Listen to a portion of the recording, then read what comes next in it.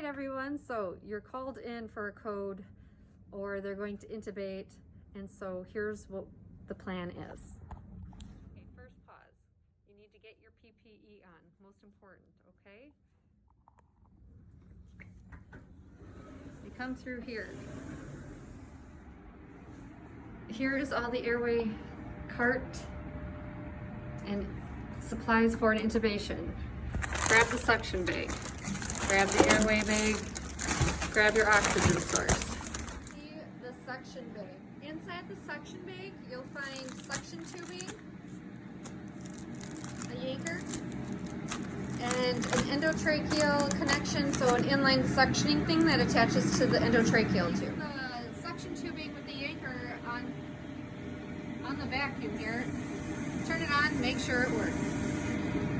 If you need to use the inline suctioning, you have to take this part off and then remove your yanker, and that goes together like this. And now to engage suction, this would engage the suctioning by pushing it.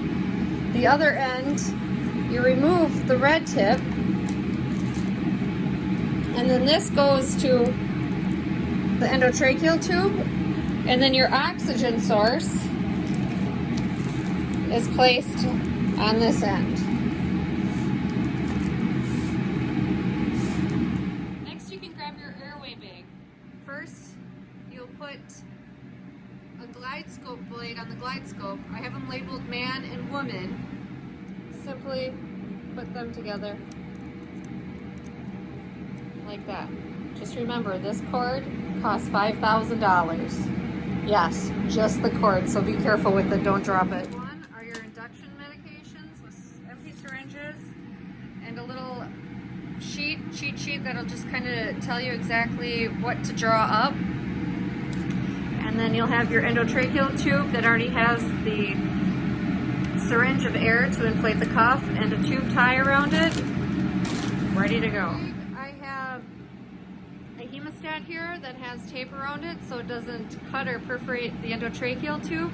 But as soon as the endotracheal tube is placed, if you put this on it and clamp it, you can place that inline suctioning on right away. Number 3 is medication to keep them under anesthesia, sedation, so they remain calm and are not bucking on the tube.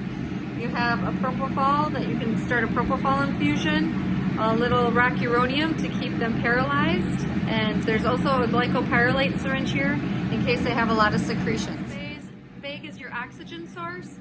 So it's your ambu bag that you guys have with an end-tidal CO2 detector, and it's also got an end-tidal CO2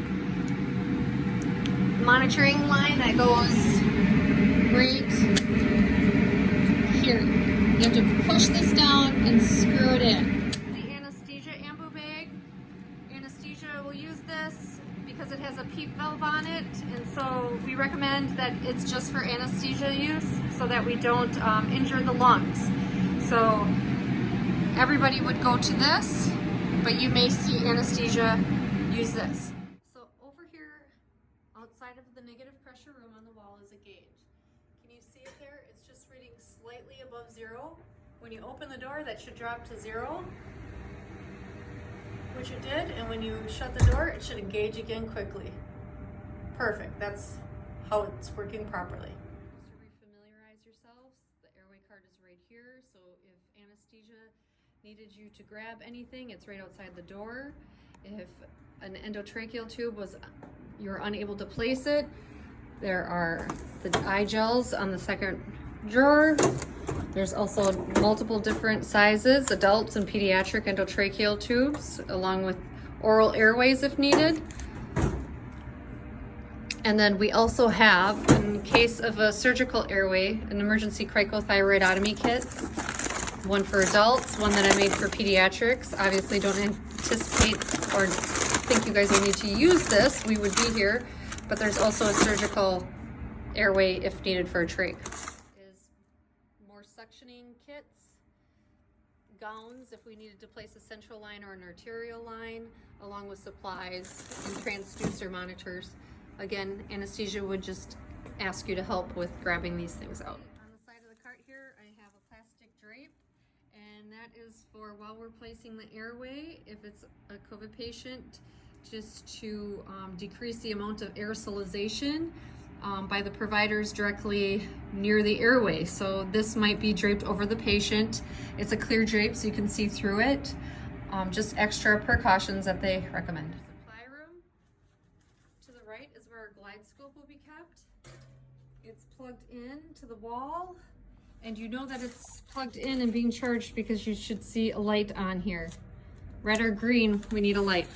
And if you want to take a look at any of the supplies we kind of opened up in the room, I'll have this little practice kit sitting right on top of my desk in my office. So the anesthesia office, right down the surgical corridor.